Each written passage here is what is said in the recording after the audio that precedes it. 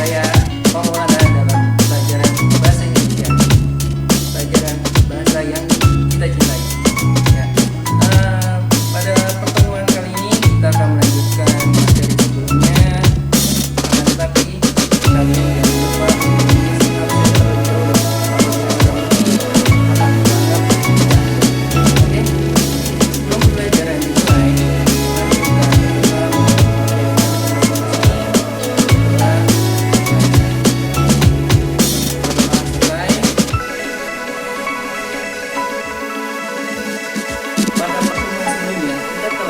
pelajari apa itu teks laporan hasil observasi dengan beberapa hal yaitu definisinya, strukturnya, serta kebahasannya.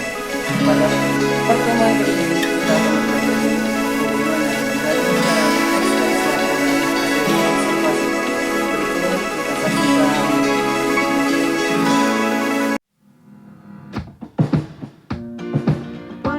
Assalamualaikum warahmatullahi wabarakatuh. Pada pertemuan hari ini, kita akan mempelajari lanjutan dari materi sebelumnya tentang teks laporan hasil observasi, yang dimana kalian telah mempelajari definisi, struktur, kebahasan, dan lain-lainnya. Pada hari ini, kita akan mempelajari tentang membandingkan teks-teks laporan hasil observasi. Langkah-langkah dalam membandingkan teks-teks laporan observasi adalah sebagai berikut. Yang pertama, kalian harus memahami struktur, kaidah, dan ciri teks laporan hasil observasi. Kenapa? Karena itu adalah hal yang penting untuk kalian pahami. Hal yang memang harus bisa sebagai pembeda antara teks yang satu dan teks yang kedua, ataupun teks yang ketiga apabila dibandingkan dengan tiga teks. Lalu yang kedua, setelah kalian paham strukturnya, kaidah bahasanya, kalian yang harus kalian pahami lainnya yaitu isinya atau makna dari teks tersebut. Kenapa? Apabila struktur dan kaidah itu kaidahnya sama, yang membedakan selanjutnya yaitu isinya, karena tidak mungkin dalam dua teks isinya sama, pasti ada yang berbeda. Karena pengamatan dari setiap orang itu pasti ada perbedaannya, walaupun sama-sama bersifat objektivitas. Selanjutnya, yang ketiga yaitu mengidentifikasi ada tidaknya struktur, kaidah, dan ciri teks laporan hasil observasi. Di sini kalian artinya harus memeriksa apakah strukturnya sudah lengkap, kaidah bahasanya terdapat, walaupun tidak semua, serta ciri-ciri yang memang keharusan dari teks laporan hasil observasi itu ada. Apabila sebuah teks telah kalian identifikasi secara struktur, kaidah, dan ciri-ciri itu, kalian dapat mengetahui perbedaannya. Maka dari hal tersebut, kita lanjutkan ke langkah keempat, yaitu membandingkan hasilnya.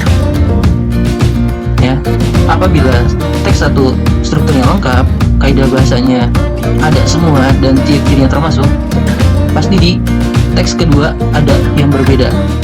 Misalkan saja di bagian struktur ada yang kurang lengkap, kebahasannya lengkap, atau ada semua, dan secara ciri-cirinya memasuki ciri-ciri teks laporan hasil observasi. Dan selanjutnya kalian buat kesimpulan berdasarkan perbedaan teksnya. Selanjutnya yaitu menganalisis isi teks laporan hasil observasi.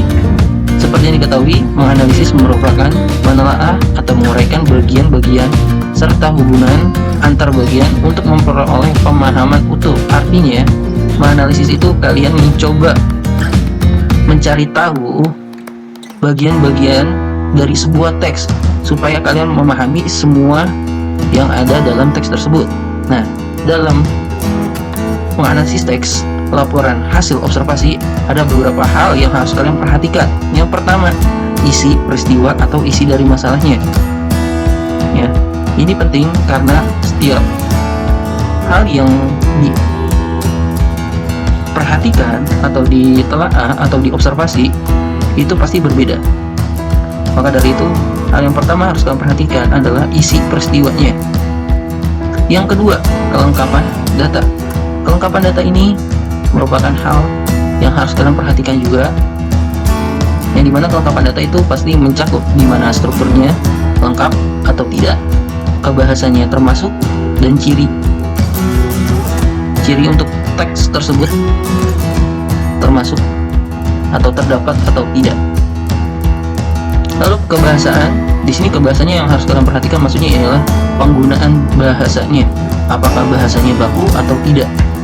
Karena teks laporan hasil observasi merupakan teks resmi, semacam teks resmi, itu penggunaan bahasanya harus bersifat yang baku. Lalu kelebihan dan kekurangan itu pasti harus kalian perhatikan, karena setiap teks itu tidak mungkin ada kelebihannya saja, pasti ada kekurangannya, itu harus kalian perhatikan. Dan terakhir, struktur laporannya sudah sesuai atau tidak berdasarkan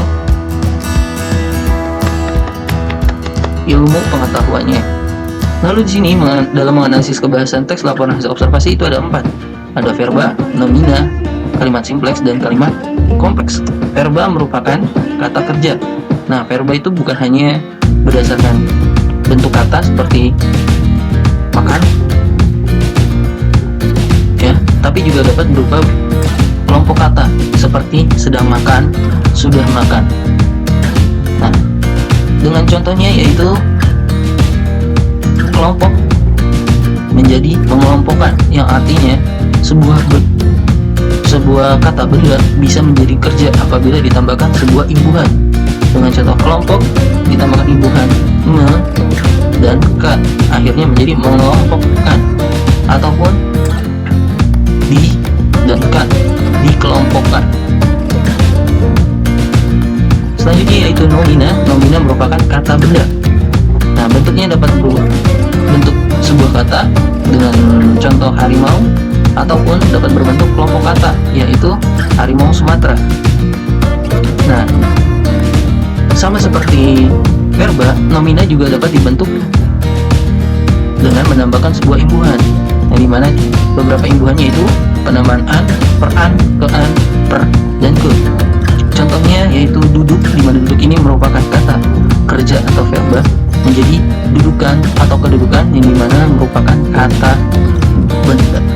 Selanjutnya yaitu kalimat simpleks. Kalimat simpleks merupakan kalimat yang terdiri atas satu struktur serta tidak memiliki konjungsi, yang artinya satu struktur itu terdapat subjek, predikat, objek, ataupun keterangan. Ya, untuk contohnya bisa kalian lihat, Andi sedang bermain bola di lapangan. Andi merupakan subjeknya, sedang bermain merupakan predikat, objek itu bola, dan di lapangan merupakan keterangan, yaitu keterangan tempat. Lalu kalimat kompleks. Kalimat kompleks berbeda dengan simpleks, di mana kalimat ini memiliki dua struktur serta konjungsi. Ya, dalam penstrukturannya bisa dilihat yaitu subjek predikat objek plus subjek predikat objek. Sebagai contohnya yaitu sore semakin senja tetapi hujan belum reda. Ini contoh dari yang SPK. Sore semakin senja. Sore subjek, semakin predikat, senja itu keterangan. Tetapi hujan belum reda juga sama. Dan terakhir, mengonstruksi teks laporan hasil observasi bisa kalian lihat yaitu dengan 5 langkah. Pertama, menentukan topiknya. Selanjutnya itu mengumpulkan bahan. Setelah bahan terkumpul, kalian susun kerangkanya yaitu sesuai struktur. Kemudian kalian kembangkan menjadi teks yang utuh. Dan terakhir baru kalian cantumkan judulnya. Sekian untuk materi hari ini. Akan kita lanjutkan materi selanjutnya pada pertemuan berikutnya.